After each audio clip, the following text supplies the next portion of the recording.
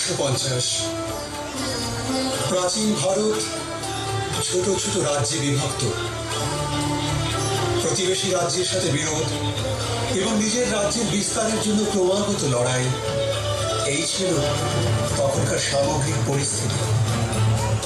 বিশ্বাসহীনতা এবং হিংসার যেন এক অস্বাভাবিক মেলবন্ধন।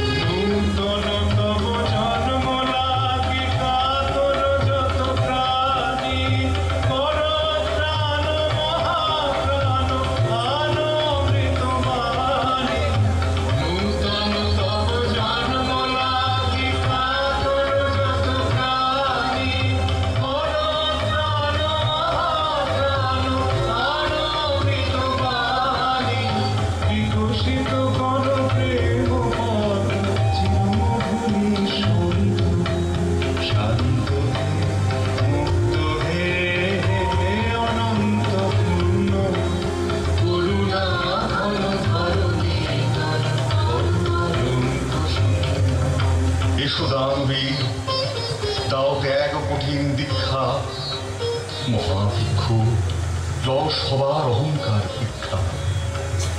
লোক লোক ফুলুক শোক খণ্ডন কর মোহ, উজ্জ্বল হোক জ্ঞান সূর্য উদয় সমারোহ। প্রাণ লোক সকল ভুবন, নয়ন লোক অন্ধ। শান্ত হে মুক্ত হে, হে অনন্ত পূর্ণ।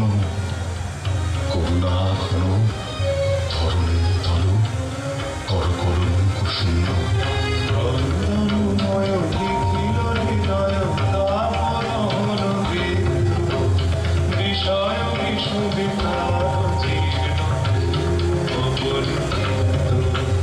দেশ দেশ করিল তিলক প্রাপ্ত কলস গ্লানি, তব মঙ্গল সংখ্যান তব দক্ষিণ পানি। তব শুভ সংগীত রাগ তব সুন্দর ছন্দ।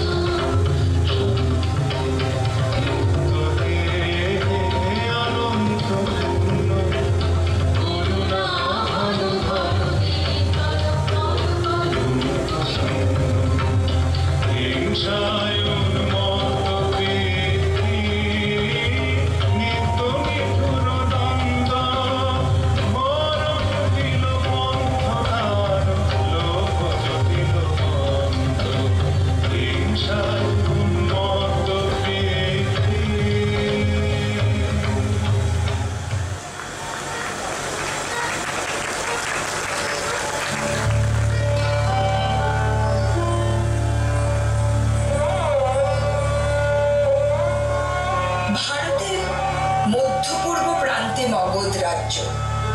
রাজ্যের নৃপতি বিম্বিসার শান্তিপ্রিয় মানুষ।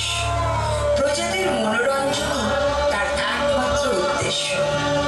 তার ছত্র ছায়ায় শিল্প ও সংস্কৃতি যেন ভিন্ন মাত্রা পায়। রাজনর্তকী শ্রীমতী রাজার বিশেষ স্নেহভাজিনী। রাজ দরবারে তার বিশেষ মর্যাদা। নৃত্য গীতে সে অসামান্য।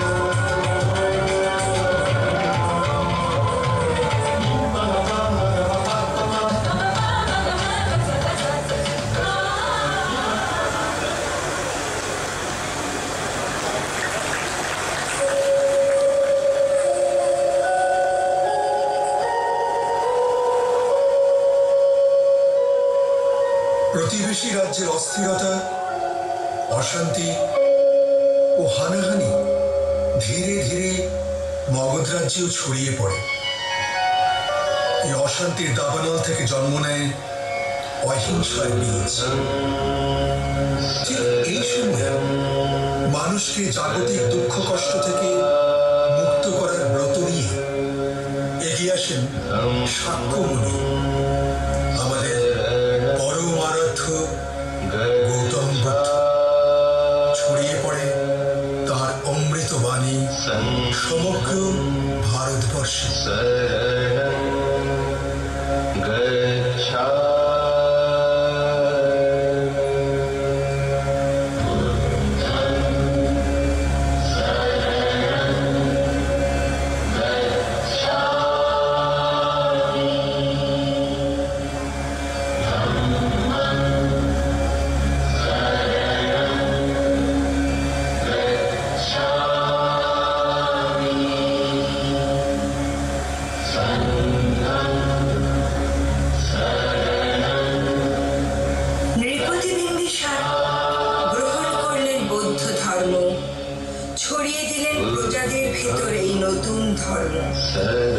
রাজকাননে অশোক বনে স্থাপিত হল স্তূপ, ভগবান বুদ্ধের পূজার বেদি।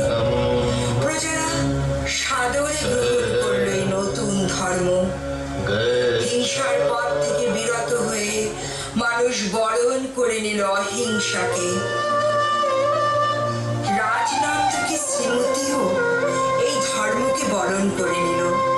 মেতে উঠল বুদ্ধ পূজায়।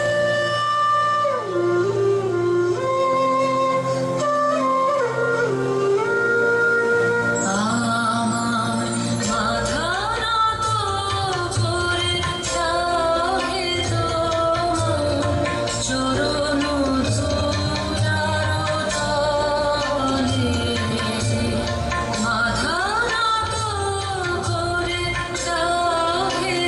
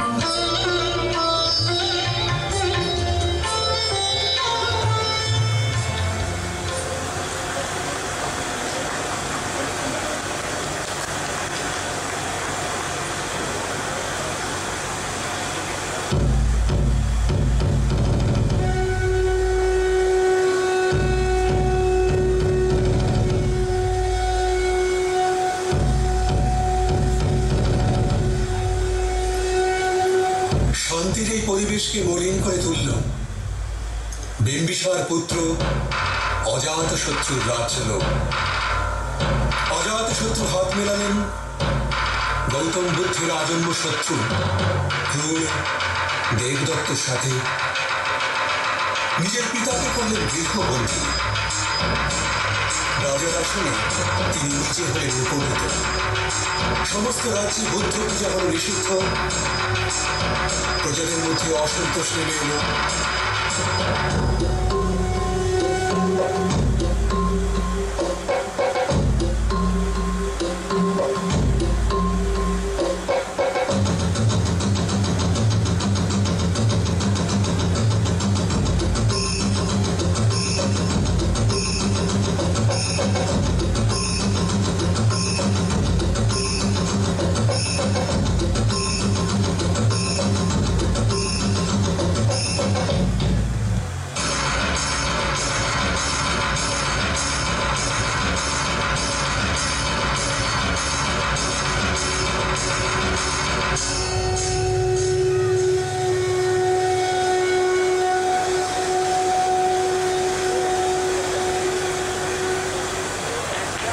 বসন্ত পূর্ণিমা সমাগত।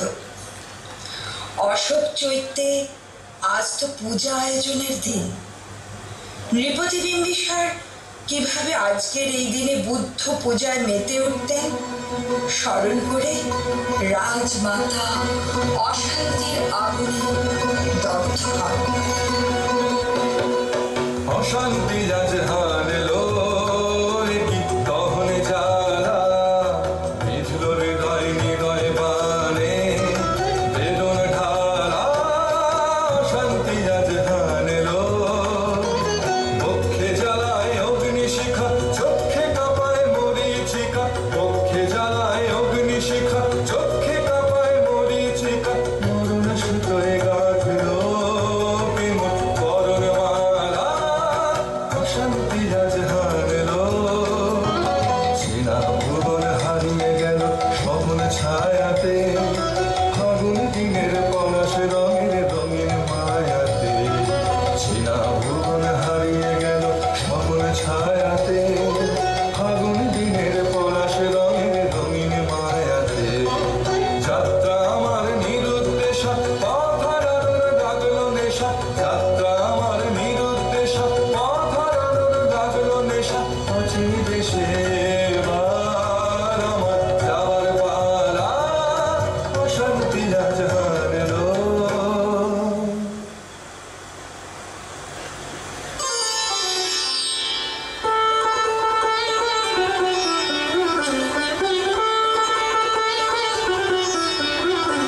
রাজনীতির এই চড়াই উতরাই শ্রীমতীকে কিন্তু বিন্দু মাত্র বিচলিত করে না।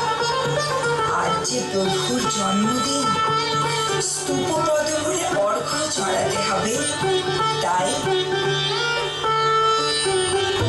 অন্য শীতল সলিলে নাহিয়া, পুষ্প প্রদীপ থালায় বাহিয়া। রাজমহিষীর চরণে চাহিয়া নীরবে দাঁড়ানো আসে।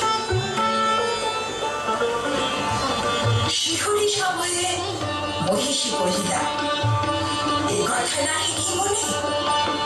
অজাত শত্রু করেছে রটনা, স্তূপে যে করিবে অর্ঘ্য রচনা।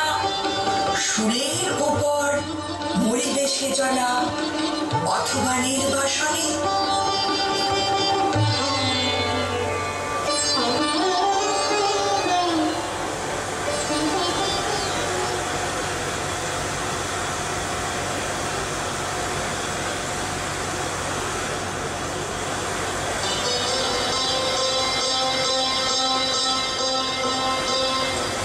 বধূ অমিতা পতিগর্ভে গর্বিণী। নিজ কক্ষে সখী পরিবৃতা রানী হাস্য পরিহাসে প্রসাধনে রত।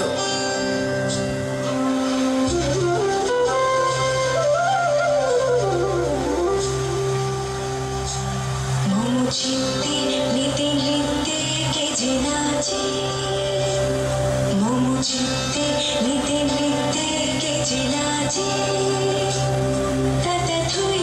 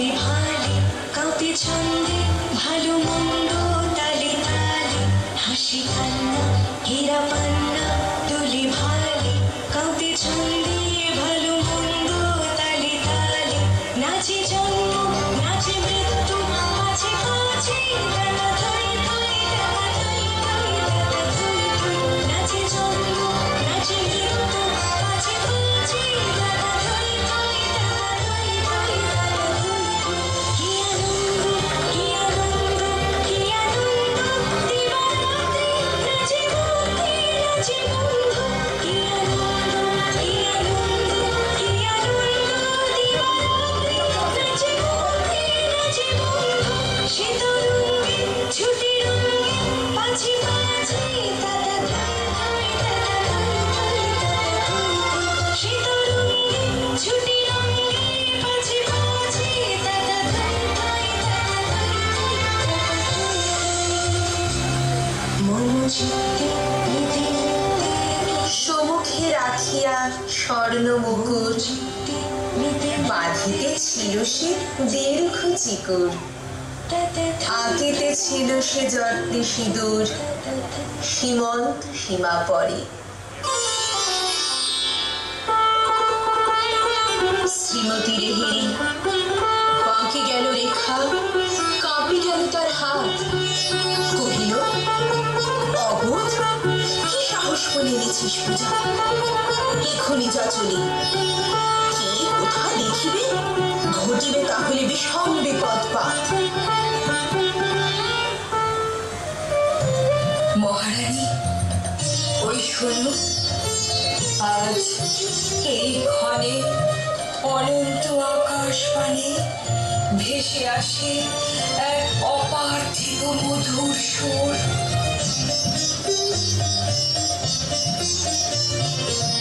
আকাশ জুড়ে শুনিনু ওই বাজে আকাশ জুড়ে শুনিনু ওই বাজে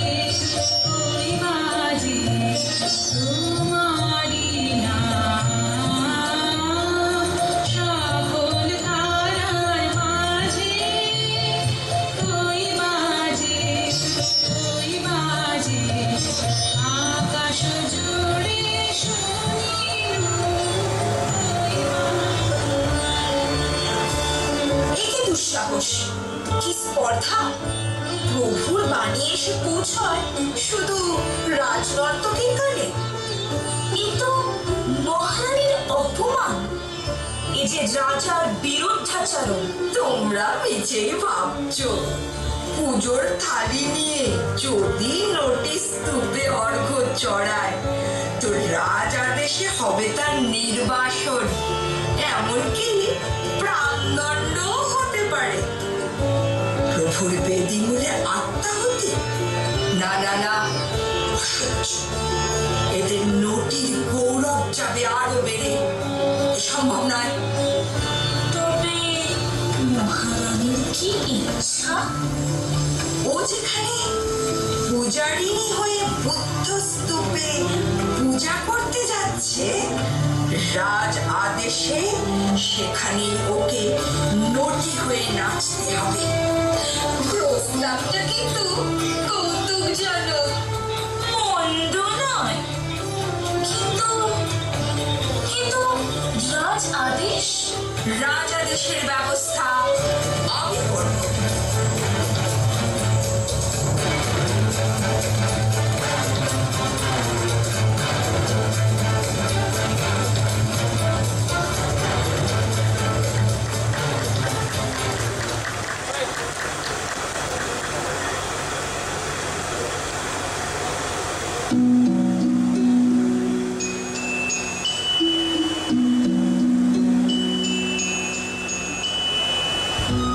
অস্ত রবির রশ্মি আভায় খোলা জানালার ধারে কুমারী শুক্লা বসে একাকিনী ভাবে অনুভবে প্রায় বিরহিণী ঘরেতে ভ্রমরে গুনগুনি ঘরেতে ভ্রমরে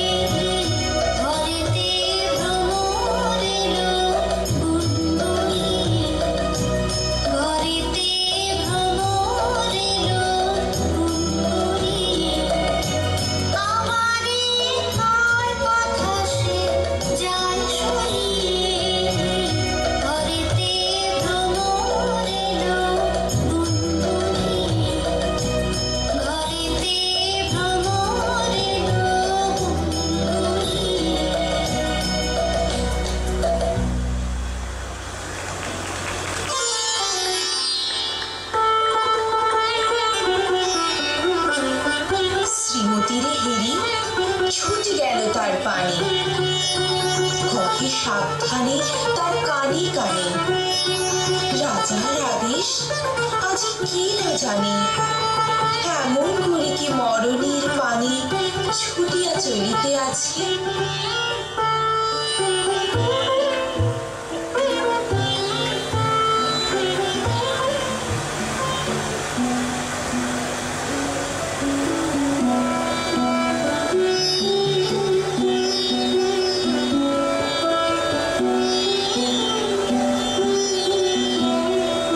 রাজপুরী থেকে নিষ্ক্রান্ত হয়ে পূজার থালি হাতে নগর পদে বেরিয়ে আসে শ্রীবতী।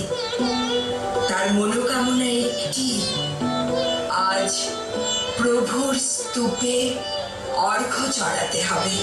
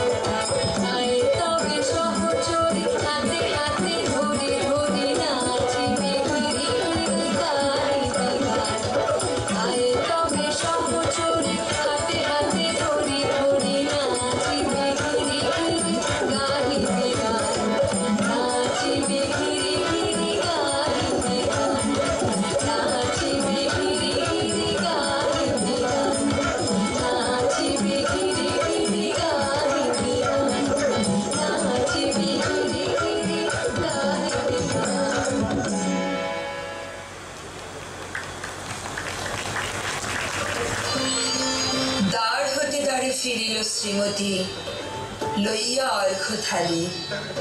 হে পুরবাসিনী, সবে ডাকি কয়, হয়েছে প্রভুর পূজার সময়। শুনি ঘরে ঘরে কেহ পায় ভয়, কেহ দেয় তারে গালি।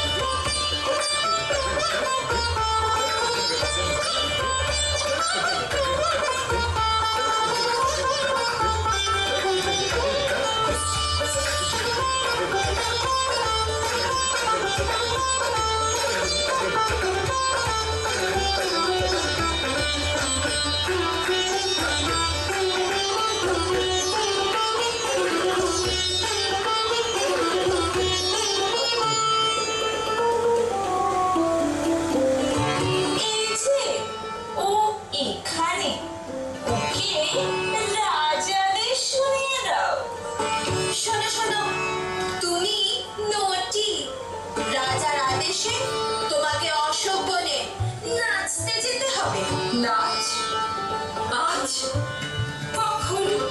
আজ আরতির বেলায়। কি প্রভুর আসন বেদির সামনে? হ্যাঁ হ্যাঁ, প্রভুর আসন বেদির সামনে। বেশ, তাই হোক, তবে তাই হোক প্রভু, তাই হোক।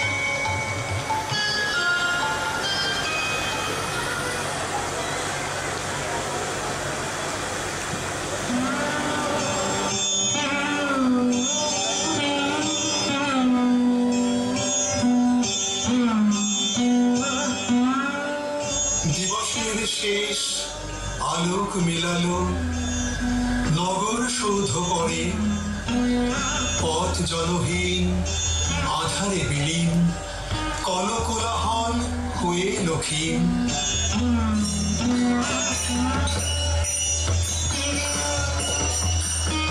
আরতি ঘণ্টা ধরিল প্রাচীন, রাজ দেবালয় ঘরে।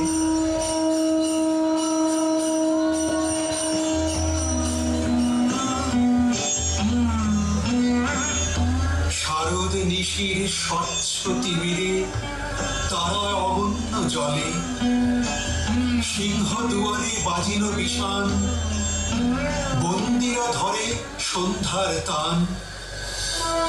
মন্ত্রণা সভা হলো সমাধান, দ্বারে ফুকারিয়া বলে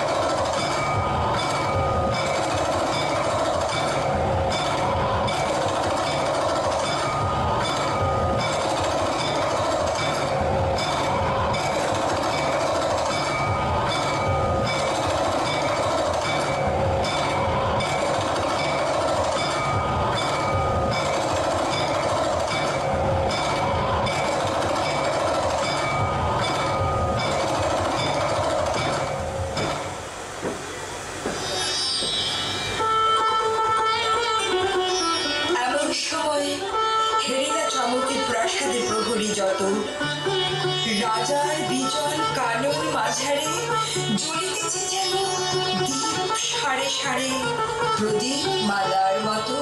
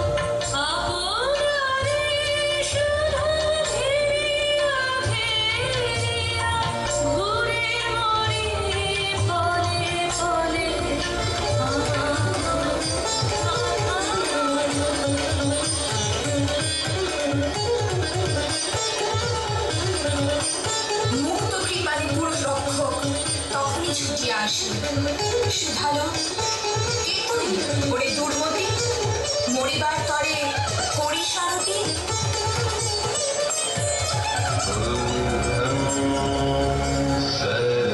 মধুর কণ্ঠে শুনিল শ্রীমতী আমি বুদ্ধির দাসী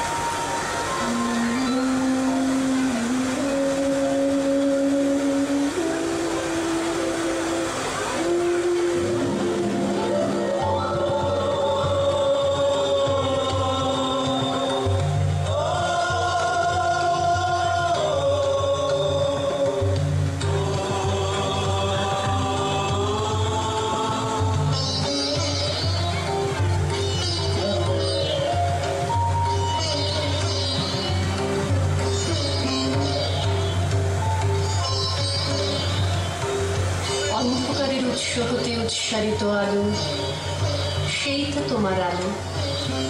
সকল দ্বন্দ্ব বিরোধ মাঝে জাগ্রত যে ভালো, সেই তো তোমার ভালো। পথের ধুলায় বক্ষ পেতে রয়েছে যেই গেহ, সেই তো তোমার গেহ। সমর খাতে অমর করে রুদ্র নিঠুর স্নেহ, সেই তো তোমার স্নেহ। সব ফুরালে বাকি রহে অদৃশ্য যে দান, সেই তো তোমার দান। মৃত্যু আপন পাত্রে ভরি বহিছে যে প্রাণ, সেই তো তোমার প্রাণ। বিশ্বজনের পায়ের তলে ধুলিময় যে ভূমি, সেই তো স্বর্গভূমি। সবাই নিয়ে সবার মাঝে লুকিয়ে আছো তুমি, সেই তো আমার তুমি।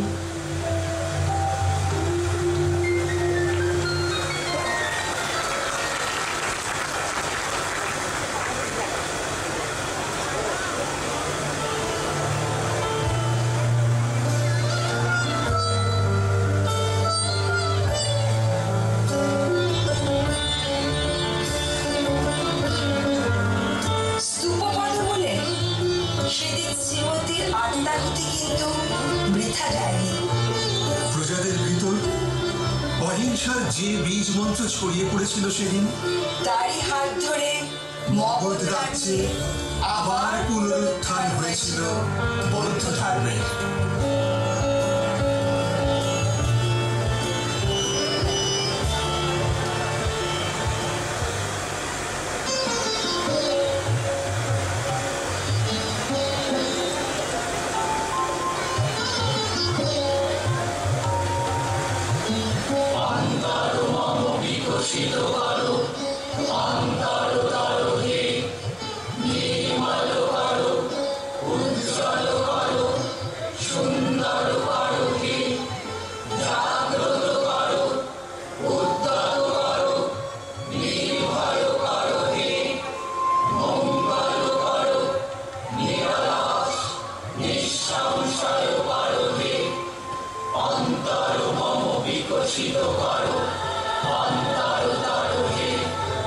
যুক্ত করো হে সবার সঙ্গে, মুক্ত করো হে বন্ধ, সঞ্চার করো সকল কর্মে, শান্ত তোমার ছন্দ। চরণ পদ্মে মম চিত নিষ্পন্দিত করো হে, নন্দিত করো, নন্দিত করো, নন্দিত করো হে। অন্তর মম বিকশিত করো, অন্তর তর হে। অন্তর মম বিকশিত করো, অন্তর তর হে।